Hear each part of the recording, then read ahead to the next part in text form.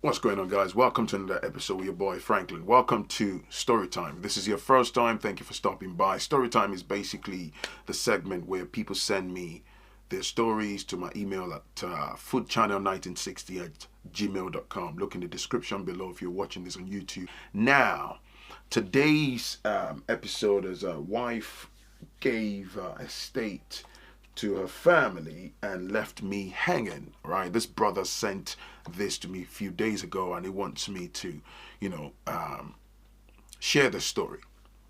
But before I crack on, for those of you that have been watching me for a minute, so I recently set up the Franklin podcast. Okay, so basically, for over time, people have been banging out messages and saying, Franklin, oh, why don't you have a podcast? You know, it would be a lot easier if we're commuting to or from work, or we're doing, other personal stuff.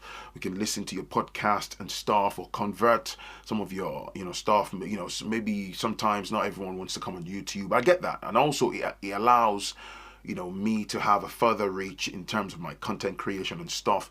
So I decided to set up the Franklin podcast. All right, if you look in the description, you see the details for that.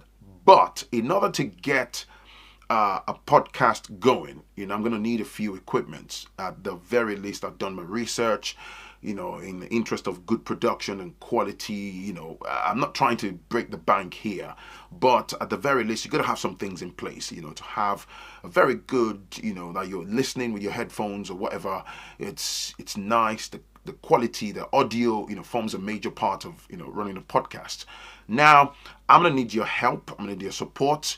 Okay, there's a GoFundMe link that I set up. I've put, details in there. Feel free to ask me questions. You can push me an email, via the GoFundMe link or via my foodchannel1960 at gmail.com. You can ask me questions about, the podcast.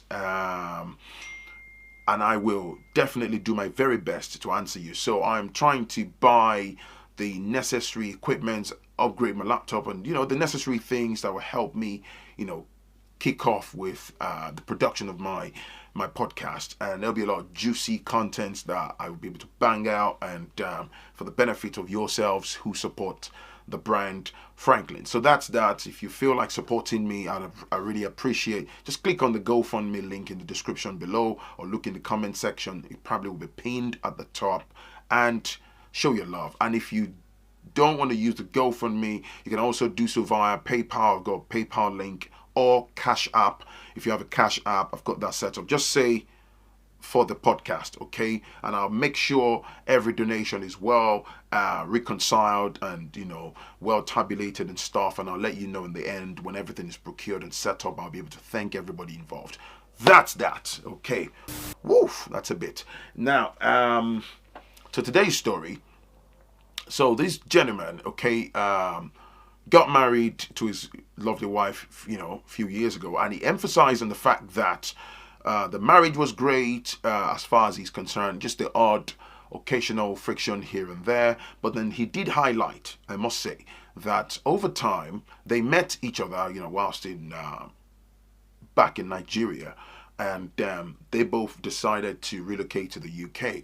So they have two children. Wife worked within IT, and whilst he did a bit of IT and stuff, he later decided to, start working in along the lines of finance/IT, as he emphasized. But then, as life goes on, he's got two young children, and then he said as life went on, wife developed health problems, and basically it was one fateful Sunday. He said he would never forget this.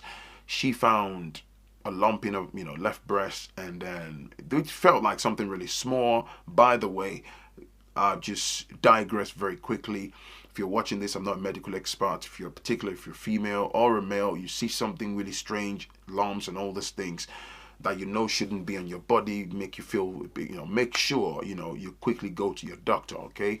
Because for some of these things, hopefully when you find something really strange early, nobody wants these things, but if you catch it very early, the chances of surviving, I think it's up there with oxygen, right? So anyway, they found something, but she was like, "Oh, it's nothing," and stuck kind of glossed over it.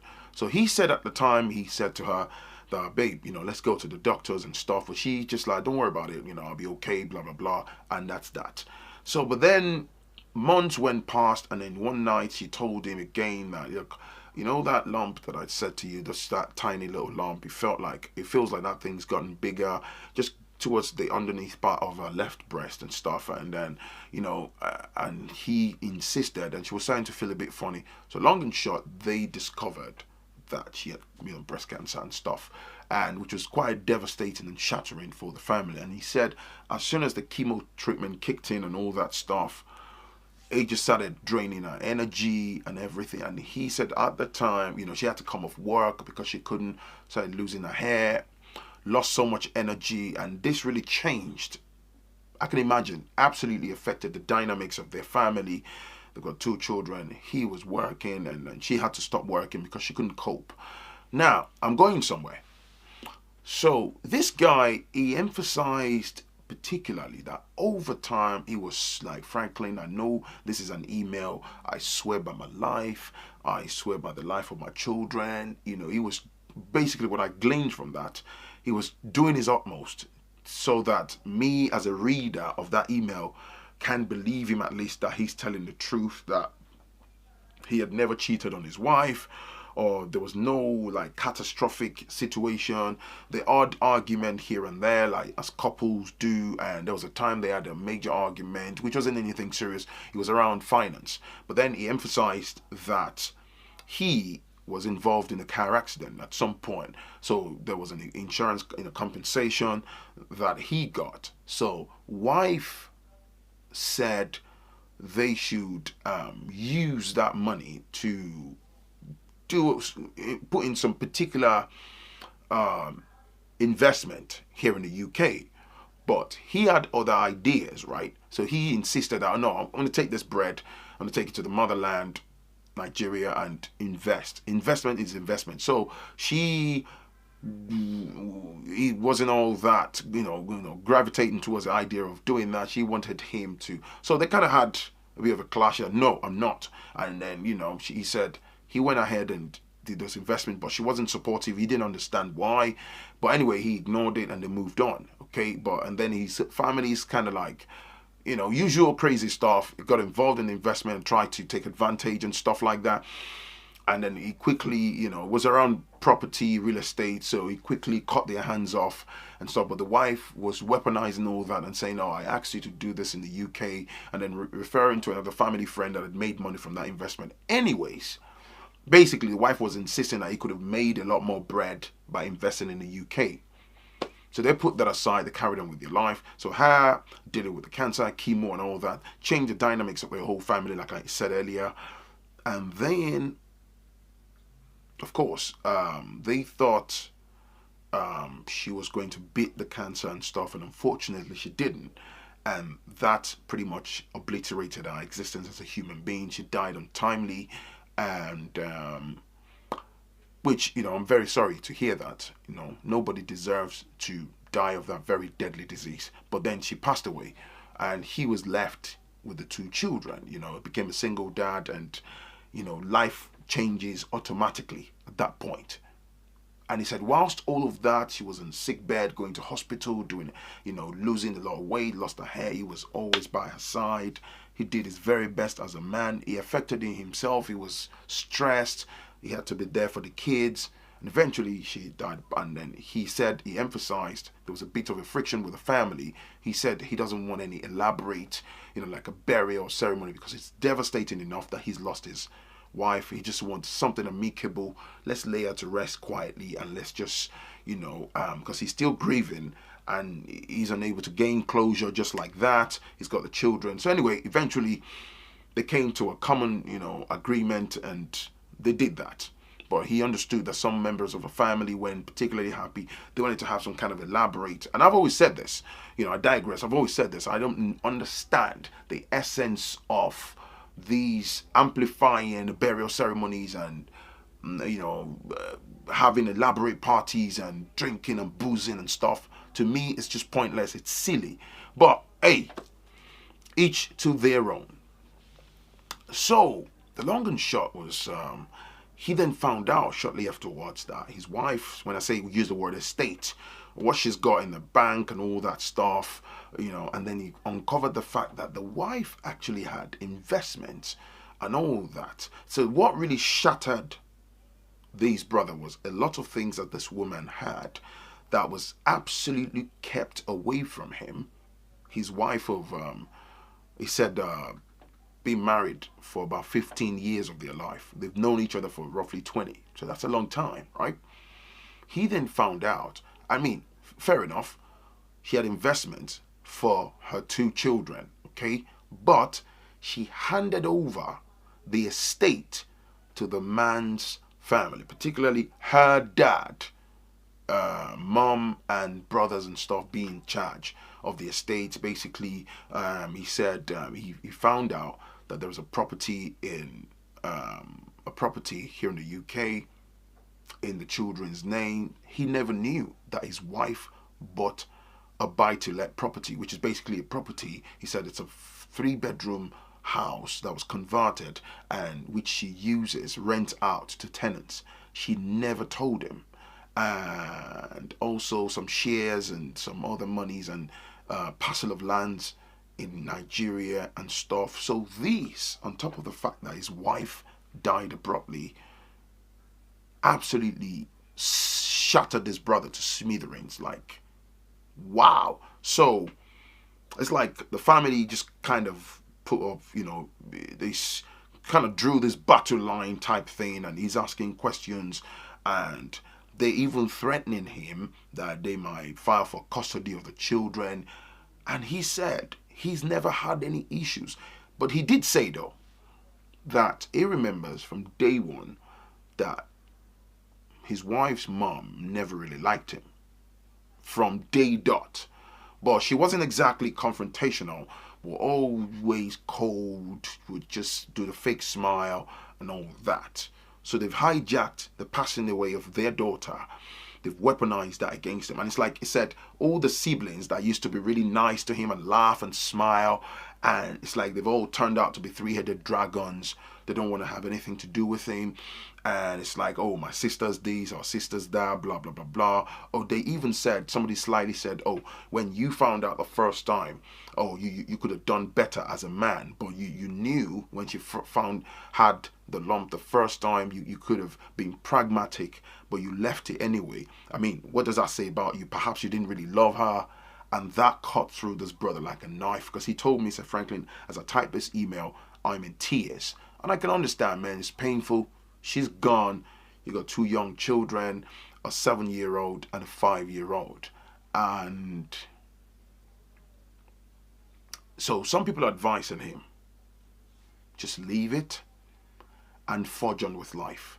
And he said some people are telling him that he needs to, because he's in charge of the children, he needs to take over the estate and to make sure that the estate, of which of course is going to the children, are well protected and all that stuff. I'm trying here not to talk ill of the dead, even though I'm not naming anybody, even though this is all anonymous. But there's a part of my brain where I'm trying to tread carefully, not to come across as like I'm bashing, because I know somebody's passed away from this. So I'm desperately trying to be very careful with my choice of words. But having said that, I don't know, it's a bit weird that your partner would just abruptly do that, if you get what I'm saying. So it's absolutely weird. I'll be very, very honest with you. So I don't know. So it's painful, I get it, but I don't know what could have built up to that point that you would hide so much, and then your husband, who was by you until the last minute, and he said they exchanged very close words and stuff. She pretty much died in his arms, and you then found out that estate and all that stuff was handed over to her family, mom and dad and brothers and stuff, to be in charge for her, the future of her children. The idea of putting something in place for the future of your young children, I align with. That's fine. any sensible person, man or woman, should do that if they can. But that he wouldn't even trust you enough. Perhaps maybe she thought if she handed them to you, you might end up going to marry another woman, and maybe things might get tampered with, and the estate, the property ownership might get transferred to the wrong beneficiaries or something. Maybe. I think it's a bit extreme, but like I say, what do you think, man? So that's the story. The brother was asking me what would do. The only thing I'm going to say in close is, please, whilst I understand that it's painful, it's gut-wrenching, it's heartbreaking, please, let her rest in peace, okay? And particularly because of your young children, don't draw the battle lines with the family, okay? Just make sure, the only thing I would say is, if the father, her father, your father-in-law, mother-in-law, and your wife's brothers or whatever are being put in charge of the estate, just make sure that, he said when the children turn 25, things will be passed on to them. Great stuff. Just make sure that measures are put in place. The only thing I would do as a father is I can get a lawyer involved to make sure that those people are also held accountable. Because in the event, in the situation where you've got like a property which is out there for rent, and they will be handling with the rentals, and I don't know if there's any extra monies left and stuff in the accounts. You want to make sure that they are not abusing their position and they're not lining their own pockets. Okay, I'm not going to be fighting for that estate for personal gain. No, the only thing I'm interested in, okay, you've been asked to stay in charge, that's fine.